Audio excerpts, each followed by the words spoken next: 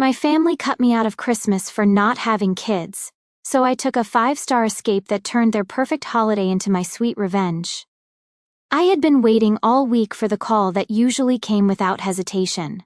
The one where my sister Megan would go over the holiday plans in excruciating detail, ensuring everyone had their designated roles and that everything would go off without a hitch. I had always been involved in these discussions, whether it was bringing my signature pecan pie or helping my nephews and nieces with last-minute gift wrapping on Christmas Eve. The traditions in our family were sacred, or at least I had thought so until this year when the call finally came. But it wasn't at all what I expected. Megan's voice had that familiar clipped tone she used when she was trying to soften bad news. "Hey, Lucas," she started, and right away, something in my stomach twisted. I cut straight to the point, already sensing something was off. "So, what's the plan for Christmas this year? Should I bring dessert again?" There was a hesitation before Megan spoke, her voice laced with something close to guilt, but not quite enough to be an actual apology. "Yeah, about that," she said. "We were talking and we decided that this year we're going to keep things really, kid-focused." I frowned, trying to process what she was saying. "Okay." Megan sighed as if this was some kind of inconvenience to her.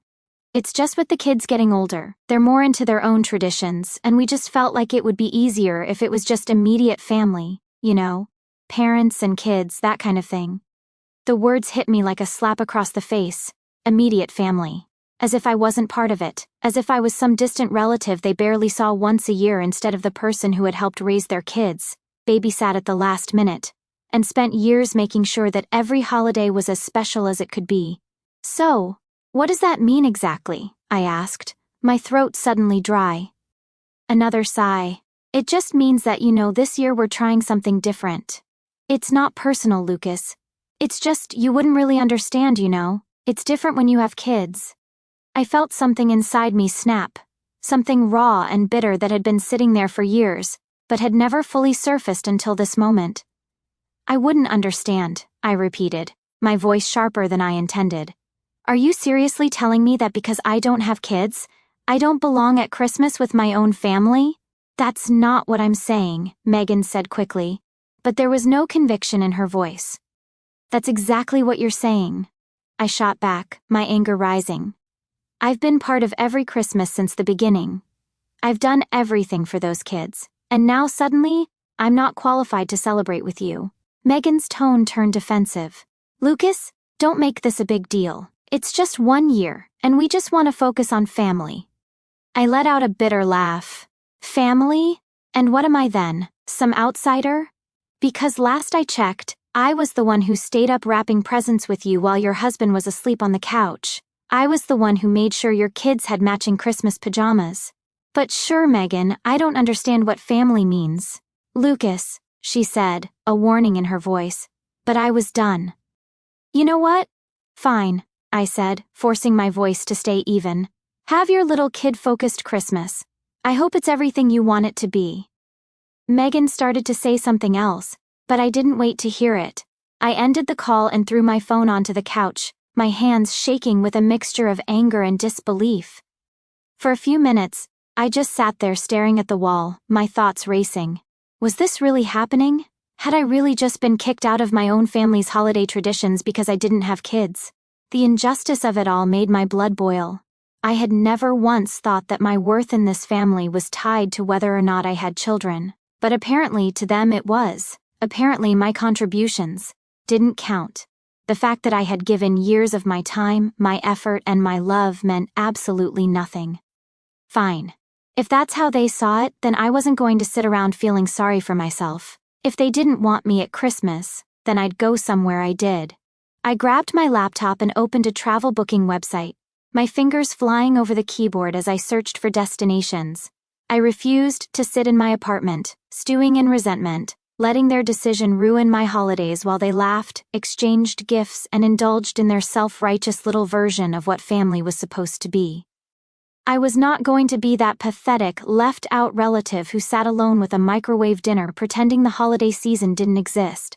I wasn't just going to take myself out to some low-effort, sad little getaway. I was going to do it big.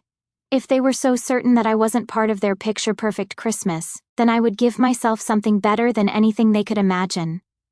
I wanted first-class flights, ocean views, unlimited cocktails, and white sand beaches stretching farther than the eye could see. It didn't take long before I found the perfect place, an exclusive 5-star resort in the Caribbean. The kind of place that catered to people who weren't dragging around sticky-fingered toddlers or dealing with passive-aggressive in-laws. Every picture screamed peace, freedom, and absolute indulgence. And for the first time that evening, a genuine smile curled at the edges of my lips. I booked the entire trip in under 10 minutes, upgrading to the best suite they had, adding spa treatments, ocean excursions, and champagne breakfasts because why the hell not? As soon as I hit confirm, something inside me shifted. If they wanted me gone, then fine, I was gone. But I wasn't going to sulk about it. I was going to have the best damn Christmas of my life. And I was going to make sure they knew it. I pulled out my suitcase and started packing, shoving in designer shirts, swim trunks, and anything that screamed wealth and independence. Every piece of clothing I folded reminded me of the years I had spent bending over backward to make Christmas perfect, for a family that didn't even consider me an essential part of it. I thought about the endless hours spent wrapping presents for their kids, standing in line for Black Friday deals so Megan's twins could have the newest, most expensive toys. I thought about all the times I'd played Santa at our family gatherings, sitting there in an itchy red suit, sweating under a fake beard so that Megan and Ryan could sip their wine and relax while their kids squealed in delight. And yet, after all that, I was told I wasn't enough because I didn't have children of my own. I imagined Megan and Ryan sitting around the Christmas tree, checking their phones, expecting maybe a sad little Merry Christmas text from me, only to find my social media flooded with pictures of crystal clear water, palm trees swaying under a golden sunset, and me lounging poolside with a drink in my hand and not a single damn care in the world. They were going to see it, and I couldn't wait for their reactions. The moment I stepped off the plane, a warm gust of tropical air wrapped around me, carrying the scent of salt and hibiscus, instantly reminding me that I was far, far away from the cold gray December my family was currently enduring. The resort's private driver was already waiting for me, holding a sign with my name written in elegant gold script. A small but powerful reminder that I wasn't here as an afterthought, a disposable extra, or someone deemed unworthy of inclusion. The drive to the resort was a dream with palm trees lining the winding roads, their towering silhouettes swaying gently against the sky so blue it almost looked artificial. When the vehicle finally pulled up to the grand entrance, my breath caught as I took in the sheer opulence of the place. Towering marble columns, cascading waterfalls, impossibly clear infinity pools stretching toward the horizon, and staff dressed in crisp white uniforms waiting with cool towels and flutes of champagne. As the concierge led me through the sprawling lobby, pointing out the various amenities, 3 world-class restaurants, an award-winning spa, private cabanas with personal butlers, and a beachfront bar stocked with rare imported wines, I barely managed to suppress a grin.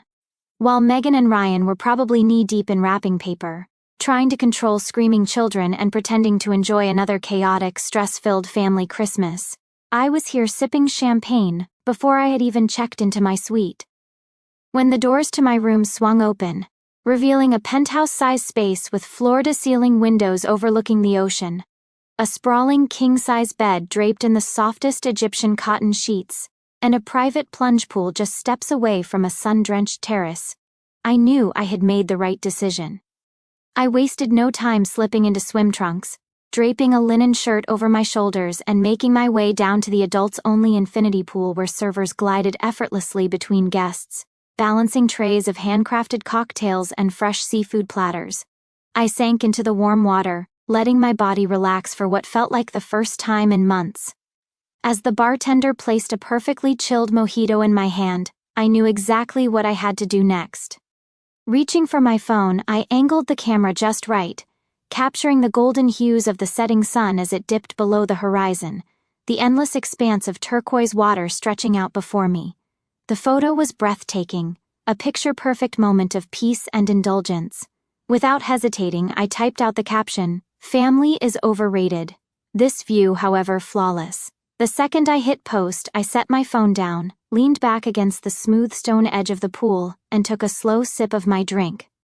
I didn't have to wait long before the first notification popped up, my phone vibrating insistently against the plush towel beside me. "Megan, where are you?" I smirked, lifting my glass in a silent toast to myself. Let her sweat. A few moments later, another message appeared. "Ryan, wow, must be nice." This was too easy. I didn't even need to reply. I knew exactly what was happening on the other end of those messages. They had expected me to sulk, to feel sorry for myself, to spend Christmas alone and miserable while they celebrated in their exclusive little parents-only club. They had convinced themselves that I would sit at home mourning the loss of traditions that apparently had only ever mattered to me. Instead, they were sitting there staring at their phones, knowing that I was somewhere better, somewhere they could never afford, somewhere that didn't require me to beg for a seat at the table. The first thing I noticed when I woke up was the warm Caribbean sunlight streaming through the massive glass windows of my suite, casting a golden glow across the crisp white sheets that smelled like lavender and fresh ocean air. For the first time in as long as I could remember, I had woken up on Christmas morning without a to-do list, without the stress of wrapping last-minute presents, and without the pressure of pretending everything was perfect.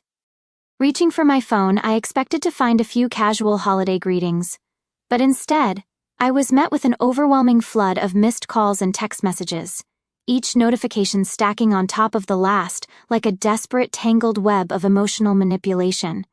The messages were exactly what I expected. Thinly veiled guilt trips disguised as concern, each one dripping with a kind of emotional weight that only a family like mine could manufacture when they realized they had lost control of the narrative. "Megan, Mom is really upset, Lucas. She feels like you're abandoning us. She keeps crying and I don't know what to tell her. Ryan, they're seriously making us look bad. Everyone is asking where you are, and it's embarrassing that we don't have an answer." A few messages down, there was one from my mother. "We didn't mean to exclude you, sweetie. We just didn't think it was a big deal. Come back, we'll make room for you."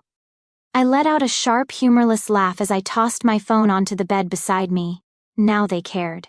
Now they were suddenly worried about my feelings, about my presence, about whether or not I felt included. Where was all this concern when they had made the decision to cut me out of their holiday plans? When they had decided that I didn't count as real family because I didn't have children? The worst part wasn't even the messages themselves. It was the sheer audacity of them.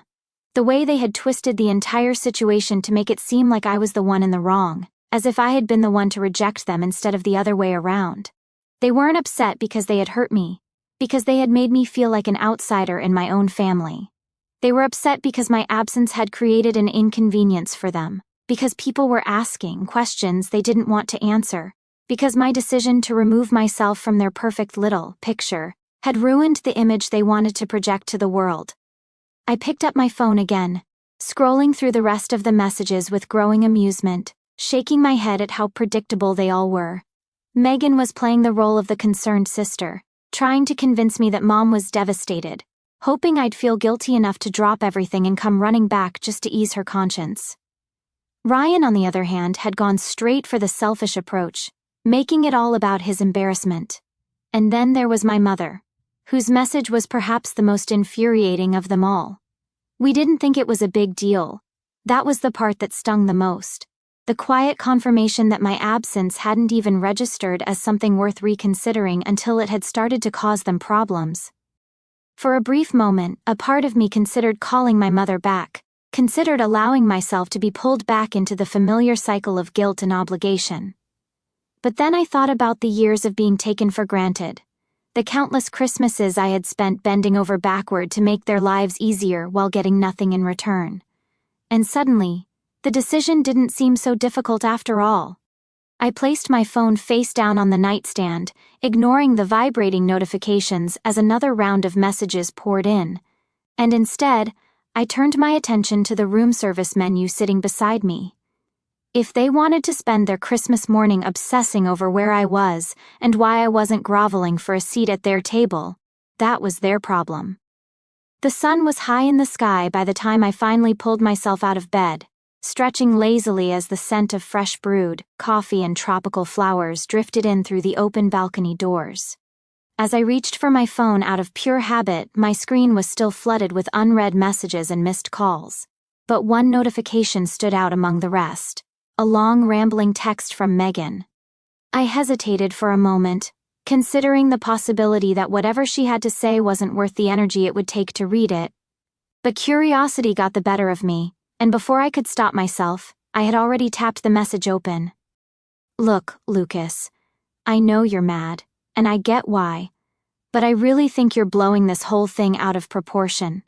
It wasn't just about the kids, okay? Ryan and I talked and we both agreed that it just doesn't feel fair sometimes. We're the ones raising children, dealing with all the stress, the financial burdens, the never-ending responsibilities, and you just don't contribute as much to the family. You don't understand what it's like to be a parent, to have real obligations, and honestly, it just feels like you have it so much easier than we do. You take vacations, you have extra money, you don't have to think about anyone but yourself, and it just doesn't feel right that we do all the work while you just coast through life. I know that sounds harsh, but that's how we feel. We love you. But sometimes it's frustrating to watch you live this carefree life while we're drowning in responsibilities. We didn't mean to hurt you.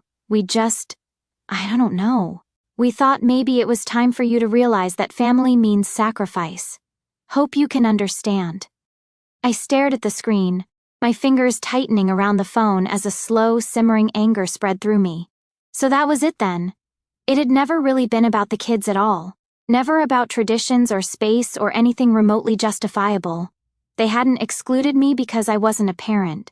They had pushed me aside because they resented me, because they had convinced themselves that my life was too easy, too carefree, too far removed from the struggles they had chosen for themselves. All these years I had bent over backward to be there for them, to show up whenever they needed me, to support them in every way I could, and yet somehow none of that counted because I didn't have sleepless nights with crying babies or bank accounts drained by endless expenses. They had looked at my life, at my choices, and instead of feeling happy for me, they had decided that I was undeserving of a place in the family, that my contributions weren't enough because they didn't come wrapped in the same struggles they faced.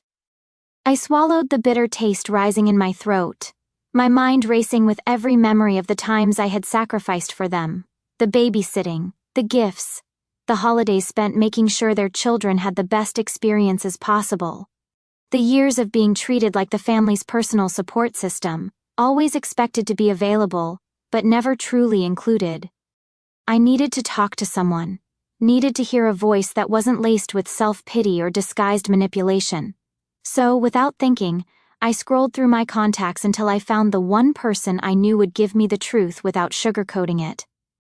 Aunt Diane answered on the second ring, her warm, familiar voice immediately soothing the storm raging inside me. "Lucas, honey, I was wondering when you'd call," she said, a hint of knowing in her tone. "I didn't bother with pleasantries. Did you know? Did you know that they felt this way about me? That they've been resenting me this whole time?" Diane sighed, the kind of long, tired sigh that spoke of years of holding on to unspoken truths. "Sweetheart, I hate to say this, but yes, I knew," she admitted, her voice tinged with regret. "I've known for a long time that Megan and Ryan have had feelings about the way your life has turned out compared to theirs. It's not fair and it's not right, but they've always believed that because they have kids and you don't, they're somehow carrying a heavier burden. And in their minds that means you should be doing more to balance the scales." I gritted my teeth. "So they think I should be punished for living my life differently. They think that just because I don't have kids, I don't deserve the same level of respect and inclusion in this family." "Honey," Diane said softly, "they think your life is too easy. They think that because you're not struggling the way they are, you should be the one picking up the slack, even if it's not fair. And the worst part, they don't even realize how selfish they're being. In their eyes, they're the ones who deserve more. And you're just lucky. And people resent luck when they don't feel like they have any." I let out a bitter laugh. It was never about kids, never about traditions, never about anything other than the fact that they had decided I didn't deserve to enjoy my life while they suffered through theirs. A slow, determined anger replaced the hurt I had been feeling, hardening into something sharp and unwavering. I had spent the last 3 days ignoring every single message from my family, watching as their texts shifted from guilt trips to outright frustration. Their attempts to lure me back home, growing more desperate with each passing hour. First, it had been the emotional manipulation from my mother, the carefully crafted sentences designed to make me feel like I was the villain in the situation. Then, it had been Ryan, his tone turning sharp and annoyed as he accused me of making them look bad. Megan, of course, had tried to take a more diplomatic approach, insisting that everything had just been a misunderstanding. And then, late on Christmas Eve, the message finally came. The one that made me pause. "Come to Christmas dinner. We need to talk." It wasn't an apology, not really. And it certainly wasn't a declaration of regret, but there was something in those words, something almost pleading, something that hinted at the possibility that they were finally ready to face what they had done. For a long moment I sat there, my fingers hovering over the screen as I considered my options, weighing the satisfaction of standing my ground against the temptation of finally confronting them on my terms in my own way, with my own carefully chosen words. I wasn't going because I forgave them, and I certainly wasn't going because I missed them. But the idea of walking into that house head held high, radiating the confidence and success they had spent years pretending not to see, was too good to pass up. The next morning, I took my time getting ready, slipping into a perfectly tailored designer suit that I knew would make a statement. The fabric accentuating my frame in all the right places, the deep navy color giving me an air of quiet, confident authority. I paired it with an expensive watch and subtle cufflinks that whispered wealth without screaming it. By the time I arrived at my parents' house, pulling up in the sleek rental car I had chosen just for the occasion, I could already picture the looks on their faces the moment they realized that I wasn't coming back as the same man they had so easily discarded. When I stepped inside, the air was thick with a scent of roasted turkey, cinnamon, and something unspoken, something heavy, something tense that settled over the room like an invisible storm cloud waiting to break. The moment my mother saw me, she let out a small gasp, her hands flying to her mouth as if she had genuinely started to believe I wouldn't show up at all. Without hesitation, she pulled me into a hug, holding on to me just a little too tightly. "Oh, sweetheart, I'm so glad you're here," she murmured, her voice thick with emotion. But when I glanced over her shoulder, my eyes landing on Megan and Ryan, standing stiffly near the dining room entrance, I knew the truth. My mother might have missed me, might have regretted the way things had unfolded, but my siblings weren't happy to see me.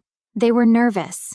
Megan's lips were pressed into a thin, uneasy line, her eyes darting toward Ryan as if silently willing him to say something first, but he only crossed his arms, his jaw tightening as he forced out a clipped, "Hey!"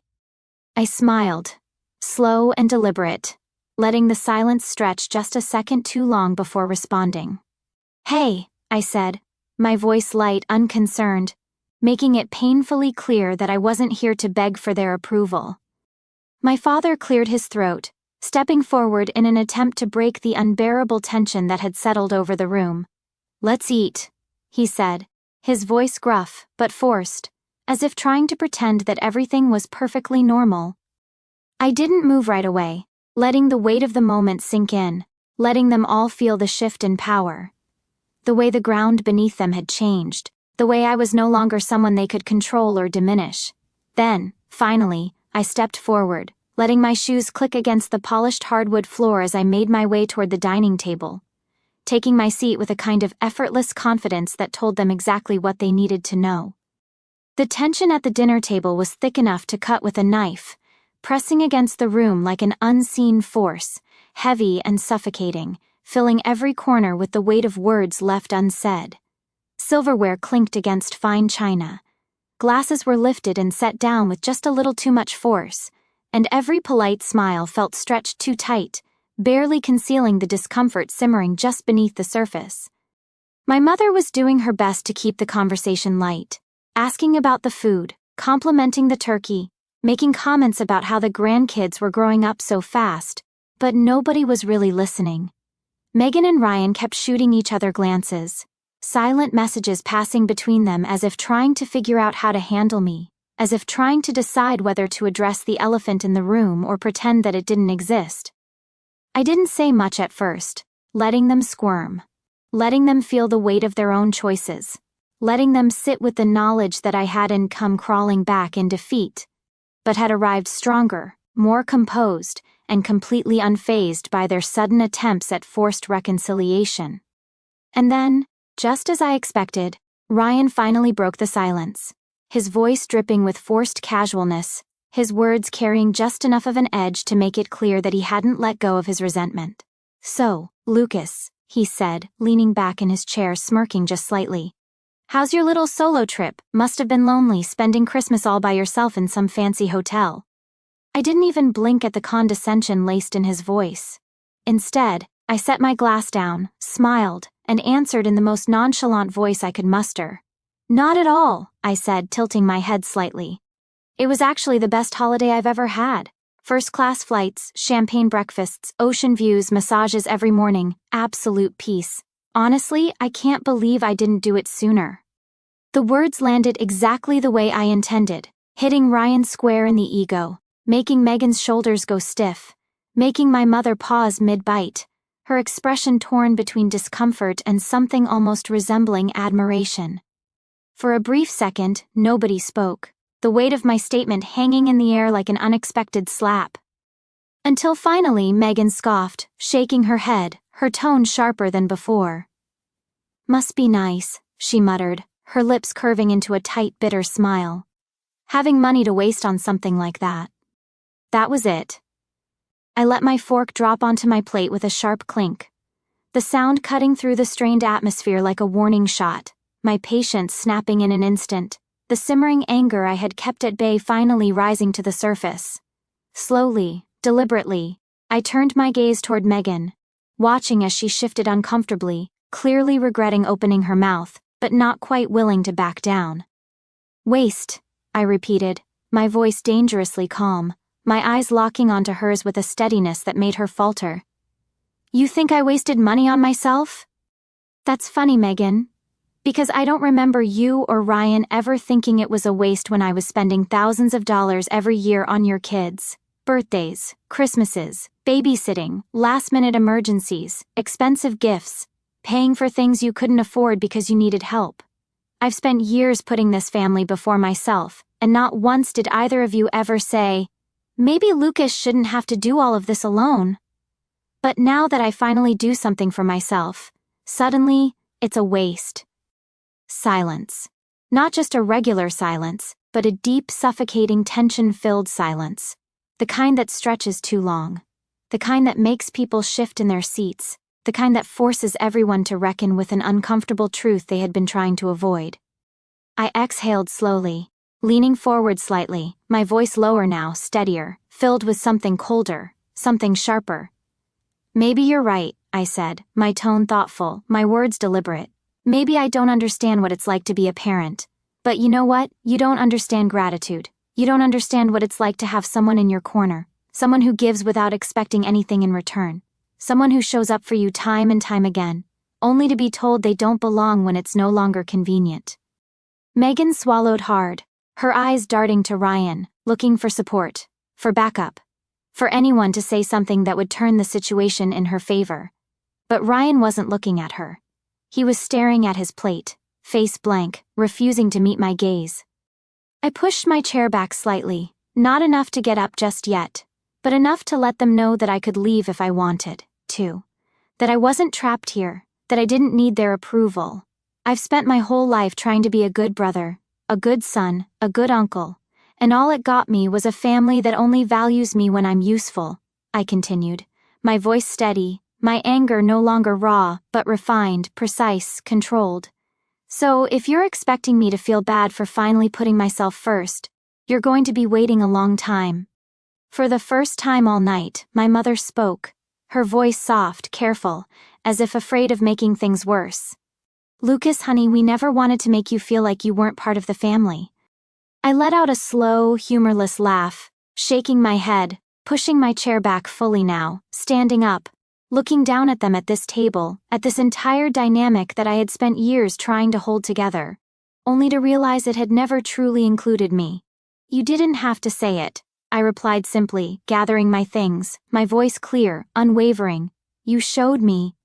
And with that, I turned and walked away, leaving them sitting there in the thick, heavy silence of their own making, knowing that this time, I wasn't going to be the one who came back to fix it.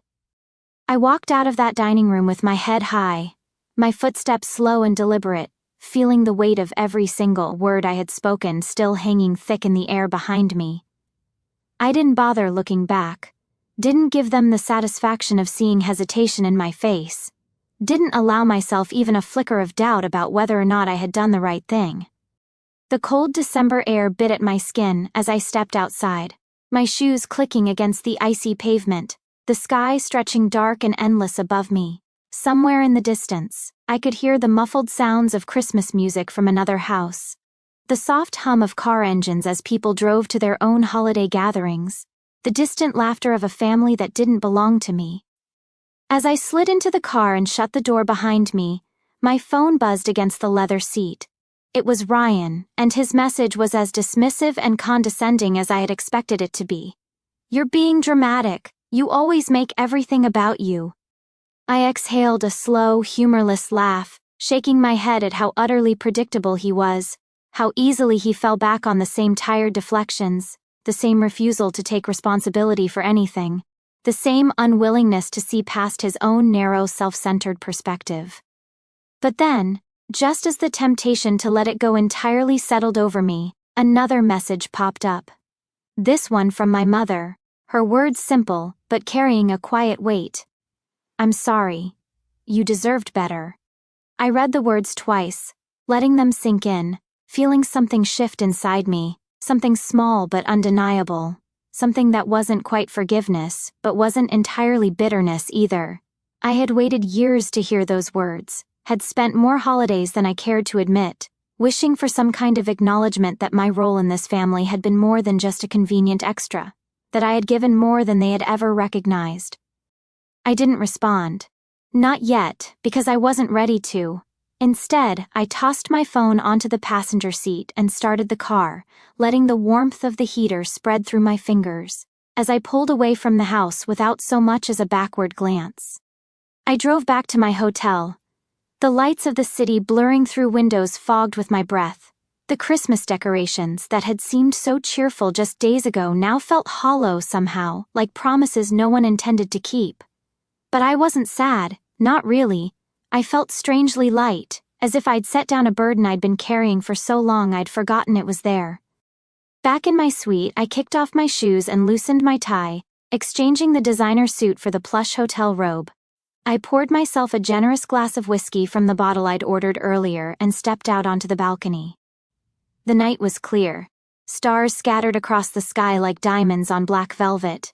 Below me, the hotel's Christmas lights twinkled against the darkness, and somewhere, faint music drifted up from the bar.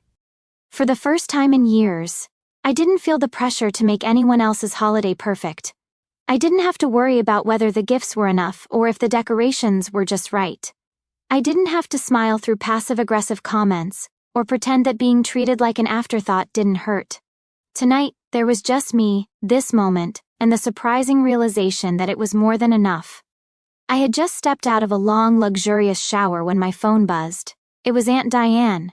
You're not going to believe this, her message read. After you left, Megan and Ryan started going at each other. Apparently your little speech stirred up some things they weren't ready to deal with.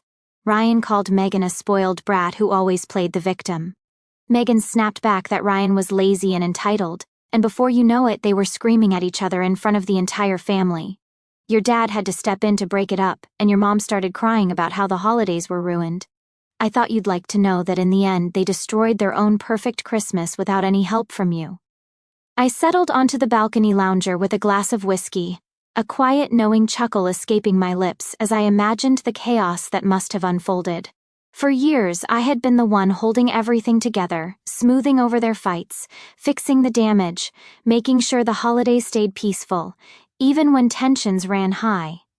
But now, without me there to absorb the impact, without me there to take the blame, without me there to be their scapegoat, the entire illusion had crumbled around them, exposing every bitter truth they had spent years trying to avoid.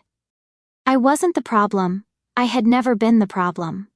They had just needed someone to blame, someone to carry the weight of their own regrets, their own disappointments, their own unresolved resentment. And now, without me there to take it, they had turned on each other instead. The next morning, I woke to another text from my mother. "Please call me when you can." I considered it for a moment before setting my phone aside. There would be time for conversations later, perhaps, but not today. Today belonged to me.